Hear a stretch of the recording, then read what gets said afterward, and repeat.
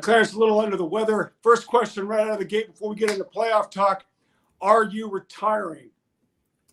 I'm not 71 or 72, Mac. I know I've been here a long time, but I mean, I'm not the age of Pete Carroll and Nick Saban, okay? And I've won no titles. How about that? I mean, it's easy everybody's to leaving their job right now in football. Everybody. I've never, in all your years, can you remember a coaching cycle like this one? No, it's crazy. And I think that we saw Belichick moving on. We didn't see him retiring.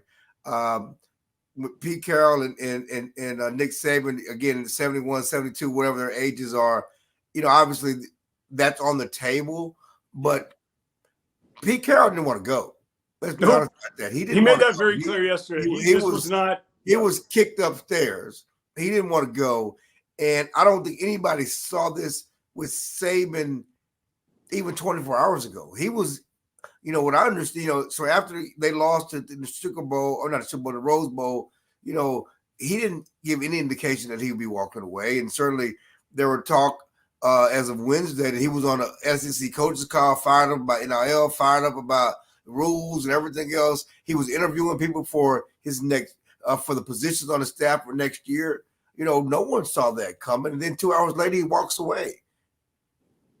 So the coaching cycle was crazy. Mike Vrabel and some other things. It's a crazy coaching cycle. Are you surprised? Given the rapid changes, I shouldn't say rapid, but the big changes in college football with player empowerment, guys can transfer on a dime. They're making money. The priorities have changed now dramatically. Does it really surprise you that he retired? It doesn't. Again, that's been on the table. He could announce that during the season. He could announce it after the game that he was fed up with all of that. That's been on the table. To make a 24-hour about face, I don't know what that was. Because there was I wonder if we'll ever.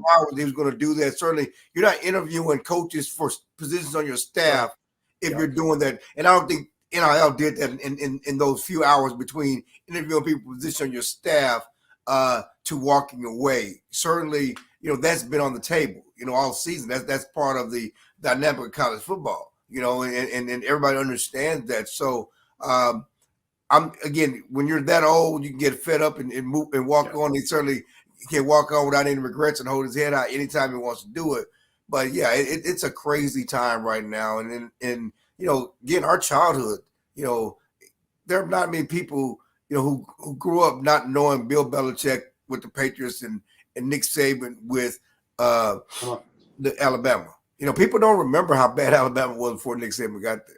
Yeah, there was a good 10-year period. They had a good bump with Gene Stallings and our good friend George Teague winning a national championship. And then after Gene Stallings retired, Alabama under DuBose, Dennis Franchione, and some other coaches. Franchione, Mike Price. I mean, Mike Price.